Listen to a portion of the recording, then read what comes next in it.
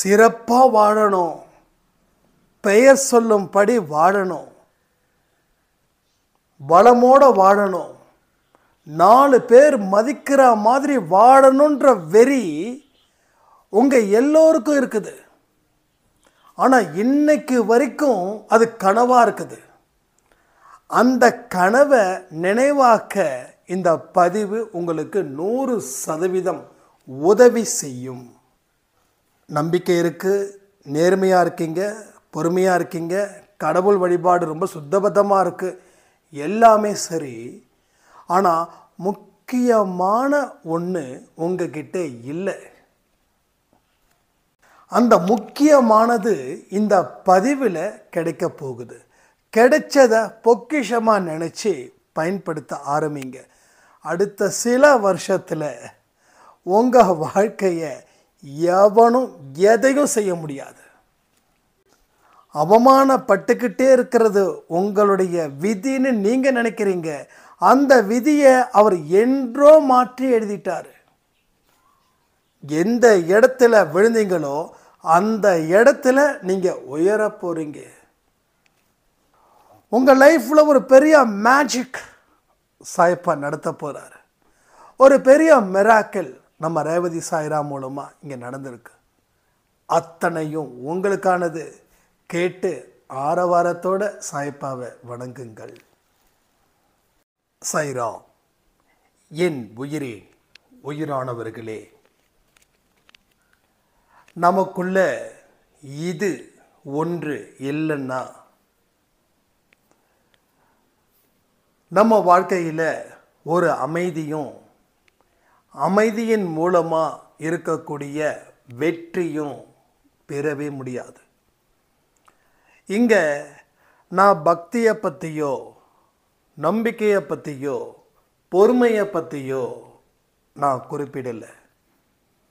அதை விட முக்கியமான ஒன்று இங்கே இருக்குது. இது பல பேர் இதை மிஸ் பண்ணிடுறோம். இதை பற்றி பெருசாக யாரும் சொல்லலை. சிலர் வேணால் சொல்லியிருக்கலாம். ஆனால் பலர் இதை போதிக்க மறந்தாங்களா, இல்லை இது முக்கியம் இல்லைன்னு நினைச்சாங்களா அப்படின்னு எனக்கு தெரியல. பட் சாயப்பா சொல்லக்கூடிய விஷயத்தை தான் நான் இங்கே உங்ககிட்ட சொல்கிறேன்.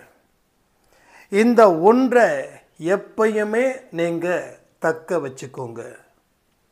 இதன் மூலமாக நாம் இந்த நாட்டை கூட ஆளக்கூடிய மனிதர்களாக இந்த ஜென்மத்தில் இல்லைனாலும் வரக்கூடிய ஜென்மத்தில் அது நிறைவேறுவதற்கு உண்டான ஒரு வழியையும் அது தரும். சாயப்பாவோட குழந்தைங்க சின்னதுக்கு ஆசைப்படக்கூடாது, பெருசுக்கு ஆசைப்படணும். ரைட். ஒரு நார்மலான லைஃப் வாழ்ந்தால் போதும் அப்படின்னு நினைக்கிறத ஓரங்கட்டி ஒரு பெரிய சந்தோஷமான வாழ்க்கையை வாழணுன்ற ஒரு ஆசையை உள்ளே வைங்க. யார் சொன்னால் பெருசாக ஆசைப்படக்கூடாதுன்னு?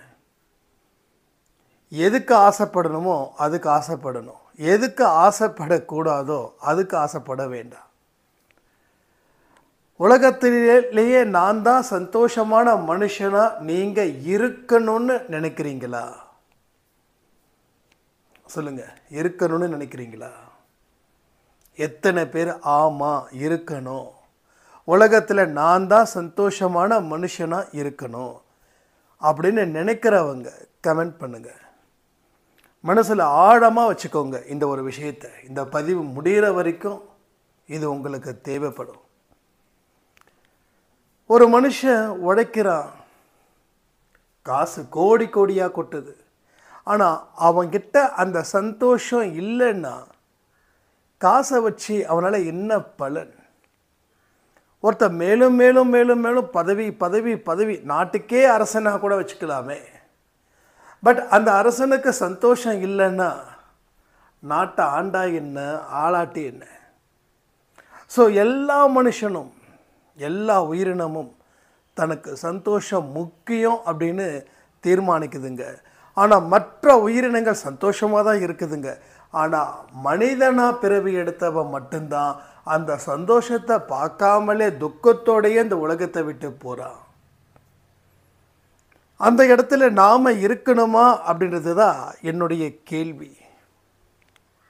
அப்போ நாம் அந்த கேள்விக்கு பதில் இல்லை, சந்தோஷமாக தான் இருக்கணும், அந்த சந்தோஷமாக வாழ தான் நான் இவ்வளவு பாடுபடுறேன் அப்படின்ற ஒரு கேள்வி, அப்படின்ற ஒரு பதில் என் காதுக்குள்ளே விழுந்துக்கிட்டு தான் இருக்குது. ஆனால் அதற்கு என்ன வழி அப்படின்றது தான் நமக்கு தெரியல.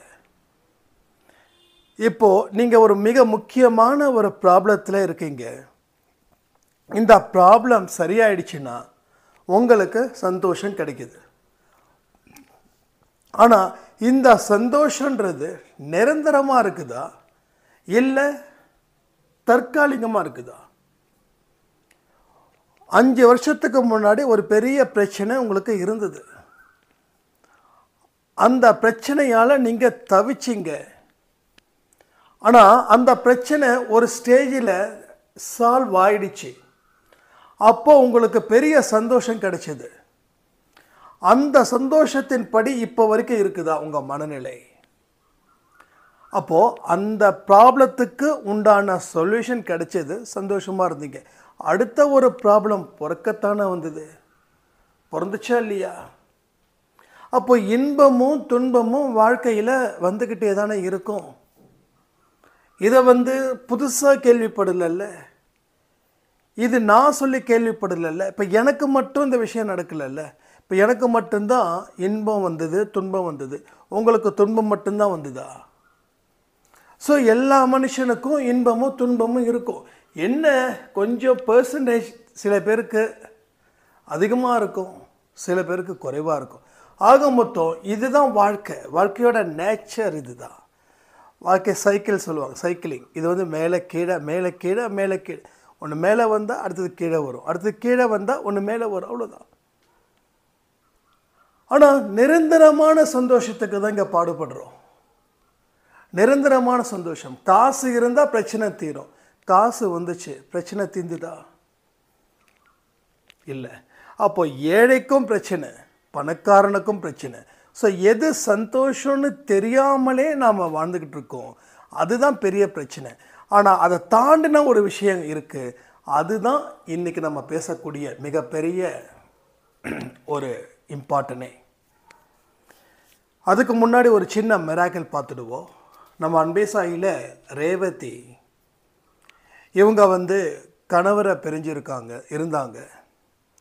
கிட்டத்தட்ட பல அவமானத்தையும் பல கஷ்டத்தையும் பல துன்பத்தையும் பார்த்து பார்த்து பார்த்து வாழ்க்கை முடிச்சிடணும் அப்படின்ற ஒரு இடத்துல ரொம்ப தீர்மானமாக இருந்தாங்க. அவங்க 2 குழந்தைகளையும் பெற்றோர்கள்கிட்ட ஒப்படைச்சிட்டு தனக்கு ஒரு இன்சூரன்ஸை போட்டு அதை ஒரு ஏதாவது போயிட்டு எங்கேயாவது ஒரு ஆக்சிடெண்ட்டில் இறந்து அந்த இன்சூரன்ஸ் காசையை குழந்தைங்களுக்கு கொடுத்து அந்த குழந்தைங்களோட எதிர்காலம் இருக்கணும்னு சொல்லி ஒரு மிகப்பெரிய பிளான் பண்ணியிருக்காங்க.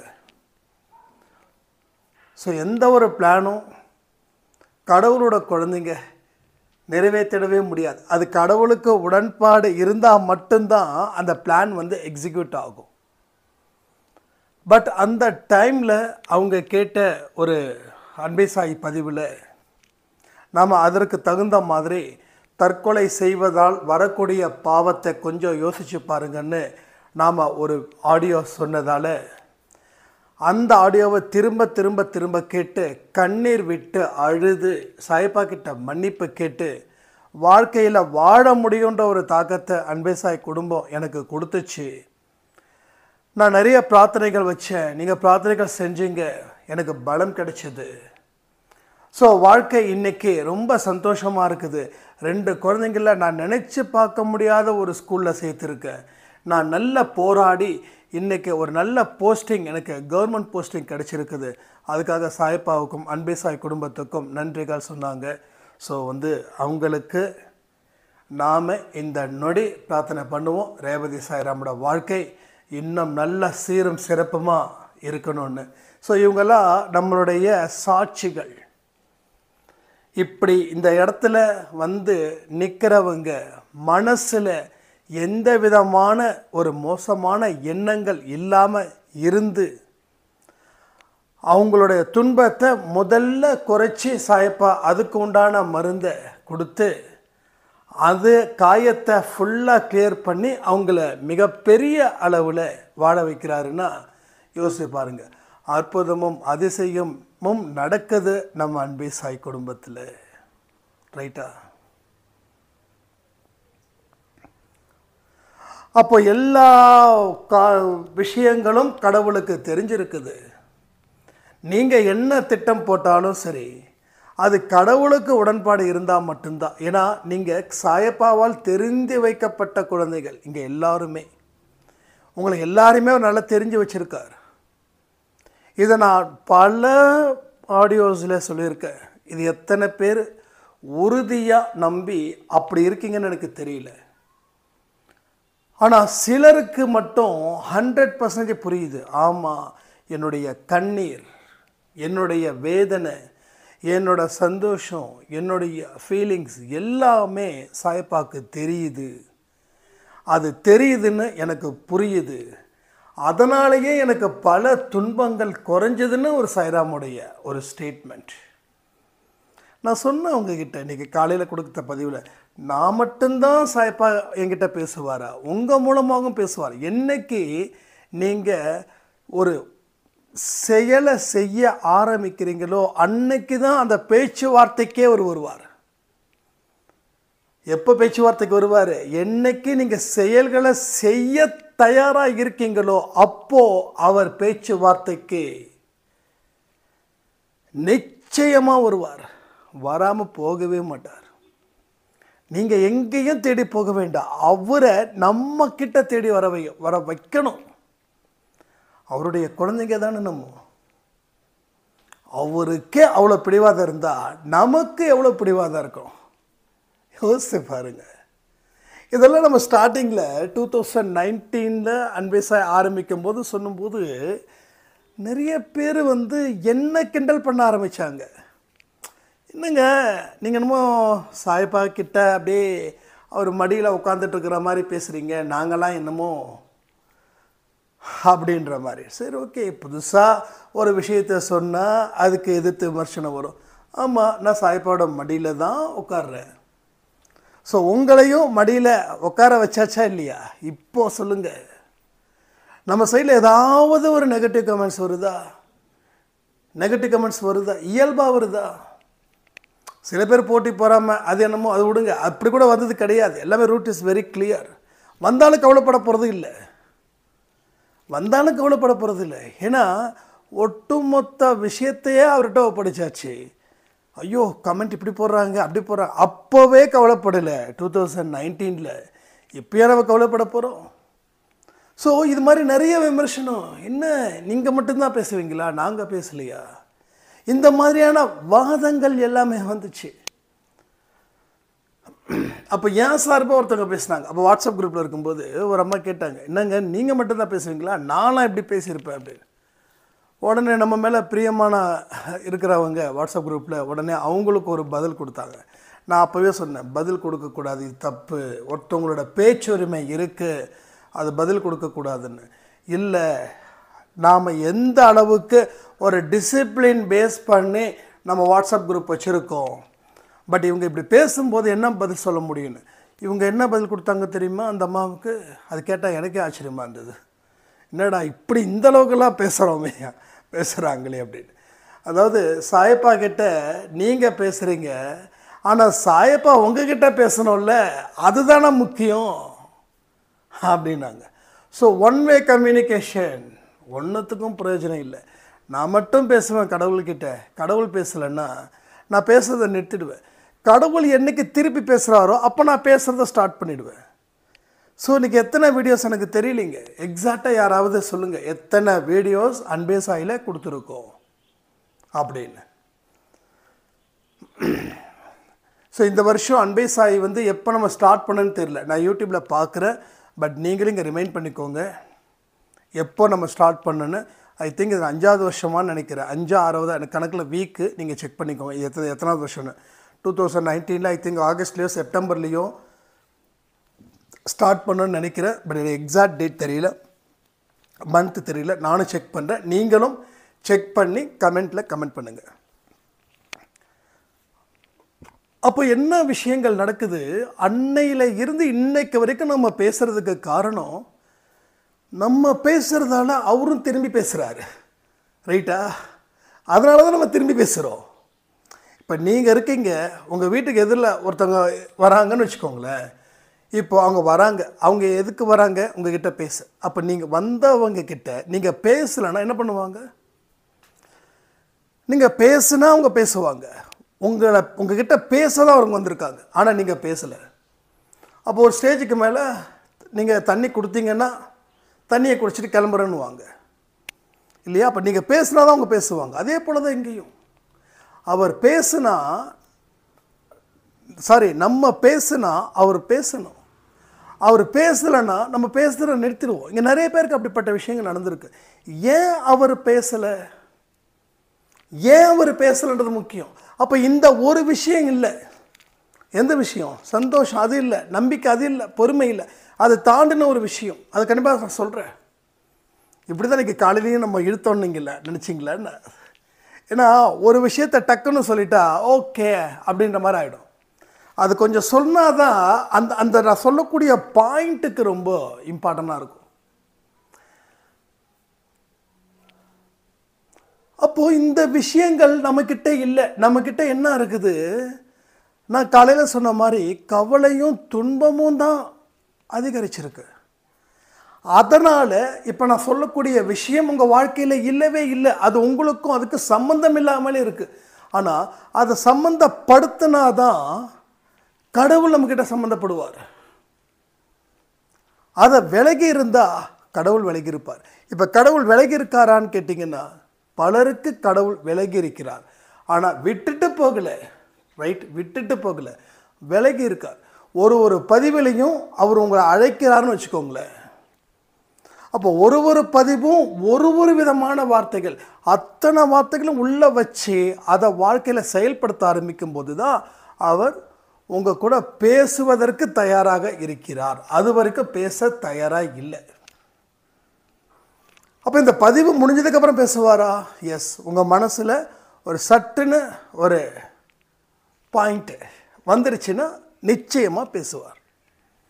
அந்த பாயிண்ட்டு தான் இப்போ நம்ம சொல்லக்கூடிய மிக மிக முக்கியமான பாயிண்ட். அது எந்த பாயிண்ட்டாக இருக்குன்றதை நீங்கள் கமெண்ட் பண்ணியிருப்பீங்கன்னு நான் நம்புகிறேன். பட் இல்லைனாலும் பரவாயில்ல, நான் நிச்சயமாக அதை பற்றி பேசுகிறேன். அப்போது இந்த ஒரு விஷயத்தால் உங்களுக்குள்ள நிம்மதி இல்லை. அதன் மூலமாக இன்னும் பல பேருக்கு நிம்மதி இல்லை. உங்கள் வாழ்க்கையே எப்படியோ தண்ணி மேலே நடக்கிற கதையாக போயிடுச்சு. தண்ணி மேலே நடக்க முடியுமா? முடியாது. ஆனால் கடவுளுடைய அருள் இருந்துச்சுன்னா ஆகாயத்தில் கூட பறந்து போகலாம். எத்தனையோ சித்தர்கள் திருவண்ணாமலையில் பறந்துக்கிட்டு இருக்கிறாங்கன்னு சொல்கிறாங்க. நான் நம்புகிறேன், 100% நம்புகிறேன். ஏன்னா இது எல்லாமே கடவுள் சம்மந்தப்பட்டது. பட் நம்ம அடைய முடியும். இந்த நிமிஷமும் இந்த நொடியும் அதற்கு உரிய பாதைகளை நீங்கள் போக ஆரம்பிச்சிங்கன்னா ஏன் முடியாது? எந்த ஒரு விஷயத்தையும் எந்த முயற்சிகள் எடுத்தாலும் அந்த முயற்சி திருவினை ஆக்குன்னு பெரியவங்க சொல்லியிருக்காங்க. உங்கள் பாயிண்ட்டு, உங்கள் ஃபோக்கஸ் எங்கே இருக்குதோ அதை பொறுத்து நீங்கள் எதை குறி வைக்கிறீங்களோ அதுலேயே நீங்கள் கவனமாக இருக்கணும். நாம் என்னுடைய ஒவ்வொரு பார்வையும் ஒவ்வொரு நேரமும் மாறிக்கிட்டே இருக்கக்கூடாது. பல பேருக்கு லட்சியம் அப்படின்னா என்னன்னே தெரியல. பல பேருக்கு தனக்கு திறமை இருக்குதானே என்கிட்ட கேட்குறாங்க, எனக்கு என்ன திறமை இருக்குதுன்னு எனக்கு தெரியலன்னு. அப்போது நம்ம விஷயத்தை நம்மளே கண்டுபிடிக்க முடியல. மதிப்பில்லாத மனுஷங்களாக நம்ம வாழ பழகிட்டோம். கரெக்டு தானே? மதிப்பில்லாதவர்களாக வாழ்ந்துட்டோம். மதிப்பில்லாமல் வாழ்ந்தால் நமக்கு மதிப்பு வந்துடுமா? மதிப்பே இல்லாமல் வாழ்ந்தால் மதிப்பு வந்துடுமா? ஸோ மதிப்பில்லாத மனுஷனை யாரும் மதிக்க மாட்டாங்க. ஆனால் நீங்கள் மதிப்பான மனிதர்கள், இதை உங்களுக்கு சொல்கிறதுக்கு நான் சொன்னால் கூட நீங்கள் நம்ப மாட்டீங்க. அதெல்லாம் சும்மாங்க, இல்லைங்க மதிப்பெல்லாம் இல்லைங்க போயிடுச்சுங்கன்னு. அப்போ இருந்த மதிப்பு இப்போ ஏன் இல்லை? நீங்கள் அந்த மதிப்பு அப்போ இருந்துச்சு இப்போ இல்லைன்னா என்ன அர்த்தம்? என்ன இடையில நடந்துச்சு? அப்போ ஏதோ ஒரு விஷயம் உங்கள் வாழ்க்கையில் நடந்துச்சு, அதன் மூலமாக உங்களுக்கு எந்த சந்தோஷமும் இல்லை. அதை பார்த்து நீங்கள் பயந்துட்டீங்க, அதை பற்றி நினைக்கவே மாட்டீங்க. அதை தொடர்ந்து ஒரு பயமோ ஒரு பதட்டமோ இருந்துக்கிட்டே இருந்தது. அதனால் நீங்கள் மதிப்பில்லாத மனிதராக மாறினீங்க. அந்த சம்பவம் நடக்கலைன்னா நீங்கள் தெளிவாக இருந்திருக்கலாம், நீங்கள் நல்லா வாழ்ந்திருக்கலாம். எல்லாரும் சொல்லக்கூடிய விஷயந்தான். அந்த விஷயம் நடக்கலைன்னா, அது எந்த விஷயமோ உங்கள் தனிப்பட்ட முறையில் இருக்கக்கூடிய எதுவாக இருக்கட்டும், அந்த விஷயம் நடக்கலைன்னா இன்றைக்கி நான் இந்த அளவுக்கு வந்திருக்க மாட்டேன் சாய்ராம், இந்த அளவுக்கு விழுந்திருக்க மாட்டேன் சாய்ராம் சொன்னவங்க சிலர். இன்னும் சிலர் என்னதுமா சொல்கிறாங்க, அந்த ஒரு விஷயம் மட்டும் நடக்கலை, என் வாழ்க்கையில் இப்படி நான் முன்னுக்கு வந்திருக்க மாட்டேன்னு சொன்னவங்க சிலர். ஸோ என்ன லாஜிக் இங்கே இருக்கு? என்ன மெசேஜ் கடவுள் கொடுக்குறாரு? நீ அவமானப்பட்டாலும் எழுந்திருச்சு நில்லு, உன்னை உயர்த்துவன்னு சொல்கிறாரா? நீ அவமானப்பட்ட அந்த இடத்துல தரமட்டமாக ஆயிடுன்னு சொல்லுவாரா கடவுள்? சொல்லுங்க. அப்போ எங்கே அவமானப்பட்டியோ அங்கே எழுந்திருச்சு நில்லு, உன்னோட மதிப்பு உயரும்.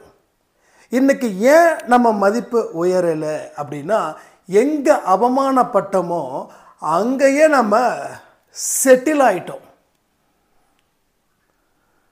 பாய், தலைக்காணி, பெட்ஷீட்டு இப்படி செட்டில் ஆகிட்டோம். அப்போ எது புத்திசாலிங்க ஃபாலோ பண்ணணுன்றதை யோசித்து பார்த்துக்கோங்க. ஸோ இதுதான், இது ஒன்று தான் இங்கே நடக்குது. ஸோ பலர் அவமானப்பட்ட இடத்துலையே செட்டில் ஆகிட்டாங்க, சிலர் அவமானப்பட்ட இடத்துல எழுந்திருச்சு நின்னாங்க. நின்னவன் ஜெயிச்சான், படுத்தவன் தோத்தான். அவ்வளோதான். படுத்தது படுத்தபடி ஆயிடுச்சு. ஒரு சம்பவம் நடந்து படுக்க வச்சிடுச்சு உங்களை. ஆனால் உங்களோட மோசமாக கீழே விழுந்தவங்க கூட எழுந்திருச்சாங்க. என்ன ரீசன் சொல்ல போகிறீங்க? இல்லை என்ன பார்வையில் பார்க்குறீங்க? சொல்லுங்கள், நீங்களே சொல்லுங்கள். என்ன பார்வையில் அவங்கள பார்க்குறீங்க? என்ன பார்வையில் உங்களை பார்க்குறீங்க? உங்களோட மோசமான துன்பத்தால் அடிபட்டவன் ஜெயிக்கலை, வாழ்க்கையை எதிர்த்து நின்று போராடி வெற்றி பெறலை. வெற்றி பெற்றார்களா, வெற்றி பெறவில்லையா? அப்போ அவர்கள் வெற்றி பெற்றதற்கு உண்டான ரகசியம் என்ன? சொல்லுங்கள். நீங்கள் என்ன தெரிஞ்சு வச்சுருக்கீங்களோ அதை கமெண்ட் பண்ணுங்கள். நான் மட்டும்தான் பேசணுமா? எனக்கு மட்டும்தான் வாய் இருக்கா? உங்களுக்கு வாய் இல்லையா? எனக்கு மட்டும்தான் தமிழ் தெரியுமா? உங்களுக்கு தமிழ் தெரியாதா? அப்போ இந்த ஒரு பாயிண்ட் நான் சொல்கிறேன் இல்லையா, என்ன பாயிண்ட்? அந்த பாயிண்ட் அங்கே இருந்துடுச்சுன்னா இந்நேரம் பெரிய அளவில் வெற்றியை தேடி இருக்கலாம், வெற்றியை ஈட்டி இருக்கலாம். இன்னொன்று சொல்கிறேன், நீங்கள் தேடக்கூட வேண்டாம், வெற்றி உங்கள் பக்கம் வர வைங்க. எனக்கு ரொம்ப இதெல்லாம் பிக்கஸ்ட் சேலஞ்ச். இதெல்லாம் எனக்கு சேலஞ்ச் எடுக்க ரொம்ப பிடிக்கும். இந்த பயந்து ஒதுங்கிறது இதெல்லாம் எனக்கு செட் ஆகாது. எப்பயுமே அப்படிதான். எந்த முடிவை எடுத்தாலும் அதில் நான் உறுதியாக நிற்பேன். நமக்கு பின்னாடி இத்தனை பேரா, முன்னாடி அத்தனை பேரா, அதெல்லாம் இல்லை. துணிஞ்சு நின்றுட்டியா நில்லு. தோற்று போனாலும் கவலைப்படாத. இல்லை ஒன்றையே நீ இழந்தாலும் எழுந்துடு, தப்பே இல்லை. ஆனால் பயந்து மட்டும் நின்றுடாத. பயந்து மட்டும் நின்றுடாத. நீ எதிர்த்து நின்று போராடு. இன்னும் எத்தனையோ மனுஷங்களை நீ பார்க்கணும். எத்தனையோ மனுஷங்க கொடுக்கக்கூடிய அனுபவத்தை நீ எடுத்துக்கணும். ஒருத்தர் நல்லது கொடுப்பா, சந்தோஷம். கெட்டதும் கொடுப்பான், அதுவும் அதே மனநிலையில் எடுத்துக்கோ.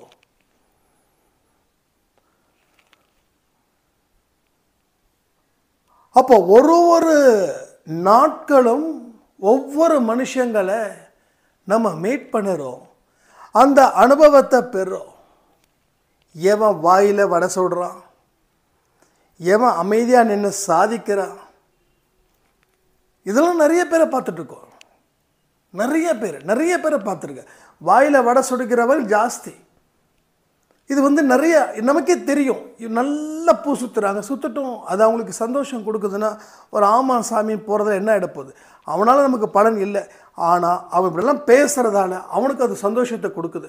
10 நிமிஷம் அவனுக்கு நான் டைம் தருவேன். ஓகே பேசுகிறேன், ஓகே அப்புறம் மறுபடியும் பார்க்கலாம் அப்படி சொல்லிவிடுவேன். ஏன்னா அந்த இடத்துல வெட்டி பேச்சு, வீண் பேச்சு, அது தேவையில்லாத பேச்சாக இருக்குது. ஒரு பிரயோஜனமான ஒரு டிஸ்கஷன் இருந்துச்சுன்னா நல்லாயிருக்கும். இப்போ நாம் என்ன செய்கிறோம், அப்படி தான் சில மனிதர்கள் கூட பழகிக்கிட்டே இருக்கோம். நேரத்தை கண்ணா பின்னான்னு செலவு பண்ணுறோம். நம்ம என்ன பேசுகிறோம் அப்படின்றது கூட தெரியாமலே பேசிக்கிட்டு இருக்கோம். அதாவது உங்களுக்கு எதிர்த்த மாதிரி 10 வார்த்தை பேசுனா நீங்கள் ஒரு வார்த்தை பேசணும், நீங்கள் ஜெயிக்கிறீங்க. எதிரில் இருக்கிறவன் 10 தடவை 10 வார்த்தை பேசுகிறான், நீங்கள் 1000 வார்த்தை பேசுகிறீங்கன்னா நீங்கள் தோக்குறீங்க. இது உண்மை. உங்கள் பலகீனத்தை நீங்கள் விடாப்படியாக பேசிகிட்டு இருக்கீங்க. எங்கேயோ போகிற சனியனை வீட்டுக்குள்ள, மக்களை சொல்லலை, நீங்கள் தப்பாக நினச்சிக்க வேண்டாம், சொல்கிறேன், நம்ம வாயை சொல்கிறேன். எங்கேயோ போகிற சனியனை வீட்டுக்குள்ளே உட்கார வச்சு பூஜை போட்டு நமஸ்காரம் பண்ணால் அந்த சனியை நம்மளை விட்டுட்டு போயிடும். அப்போது பேச்சை குறைக்கணும், குறைக்கல. பேச்சை குறைக்காதப்போ என்ன ஆகுது? வீண் பேச்சு, வெட்டி பேச்சு, அது என்ன ஆகுது? விவாதத்தை வளர்க்குது. உங்கள் பலகீனத்தை நீங்கள் ஒப்பிச்சுக்கிட்டே இருக்கீங்க தொடர்ந்து 24 ஹவர்ஸா. அப்போ பலகீனத்தால் வீழ்த்தப்படுவதுன்றது நிச்சயம் தானே. அந்த பலகீனத்தால் தான் இப்போ நீங்கள் வீழ்த்தப்பட்டு கொண்டு இருக்கிறீர்கள். சரிங்க, இத்தனை விஷயம் நடந்துருச்சு. இப்போ என்ன அந்த ஒரு பாயிண்ட்? என்ன ஒரு பாயிண்ட்? உங்களுக்கு உள்ள சமாதானம், புரிஞ்சுக்கோங்க,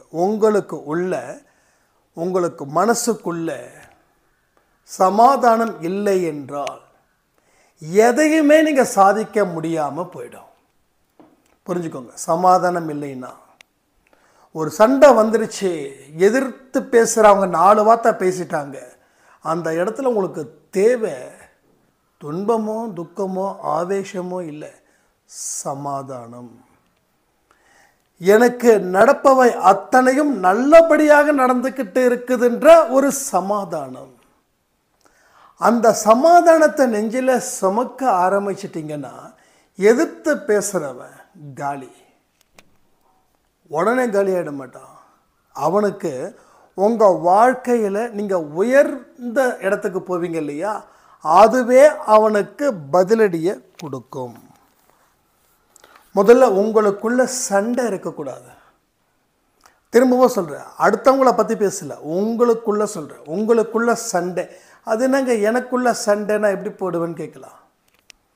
அதாவது நீங்கள் மதிப்பில்லாமல் இருக்கிறீங்கன்னு ஒரு சண்டை உங்களுக்குள்ளே போடக்கூடாது. நான் எல்லாத்தையும் இழந்து நிற்கிறேனே அப்படின்ற சண்டை உங்களுக்குள்ளே போடக்கூடாது. என் வாழ்க்கையில் எல்லாம் கைவிட்டு போயிடுச்சேன்னு சொல்லி அப்படிப்பட்ட ஒரு எண்ணத்தை வச்சு உங்ககிட்ட நீங்கள் சண்டை போடக்கூடாது. உங்களை பிடிக்கலைன்னு சொல்லி உங்ககிட்ட சண்டை போடக்கூடாது. அப்போ எல்லா விஷயத்தையும் உங்களுக்கு எப்படி எடுத்துக்கணுன்னா, கடவுள் எனக்காக பல அனுபவத்தை பல மனுஷங்க மூலமாக கொடுக்குறாரு.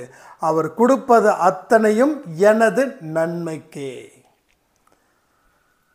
நம்ம சின்ன வயசில் நம்ம அப்பா அம்மா நமக்கு உடம்பு சரியில்லைன்னா என்ன கொடுப்பாங்க? லட்டு கொடுப்பாங்களா? ஜாங்கிரி கொடுப்பாங்களா? இல்லை பாதுஷா கொடுப்பாங்களா? என்ன கொடுப்பாங்க? மாத்திரை கொடுப்பாங்க, மருந்து கொடுப்பாங்க. அந்த மாத்திரை மருந்து அளவுக்கு மீறி கசப்பை கூட கொடுக்கலாம். சில மாத்திரை தொண்டைக்குள்ளே போயிடும், அது இருக்கிறதுல ரொம்ப இம்சையாக போயிடும், தொண்டையிலே கரைஞ்சிடும். தண்ணி எவ்வளோதான் ஊற்றினாலும் அந்த மாத்திரையோட ஸ்மெல்லு வந்துக்கிட்டே இருக்கும். அப்போது ஏன் நம்ம பெற்றோர்கள் நமக்கு அந்த நேரத்தில் நமக்கு பிடிச்சதை கொடுக்கல, ஏன் பிடிக்காததை கொடுக்குறாங்கன்னா அந்த கசப்பு உனக்கு நல்லது. மருந்து கசக்கும் தானே. இங்கே எத்தனையோ பேர் சுகர் பேஷண்ட் இருப்பீங்க, 400 300, உடனே அடுத்த நாள் வந்து பாவக்காய் ஜூஸை போட்டு குடித்து நல்ல குழந்தைங்களாம் மாறிடுவீங்க. அப்போ அந்த பாவக்காய் ஜூஸில் வந்து அவ்வளோ ஸ்வீட்டாக இருக்குது, அவ்வளவு கசப்பு, அவ்வளவு தோற்பு கசப்பு எல்லாம் சேர்ந்து இருக்கும். ஏன்? அது குடித்தாதான் அந்த சுகர் கண்ட்ரோலுக்கு கொண்டு வர முடியும், அதற்காக குடிக்கிறது. ரைட்டா? அப்போது கடவுள் கொடுக்கக்கூடிய அனுபவம் கசப்புக்கள் எந்த அளவில் இருக்குதோ அதை நீங்கள் முழுமையாக ஏற்றுக்கிட்டா உங்கள் வாழ்க்கை பிற்காலத்தில் இனிக்கும்.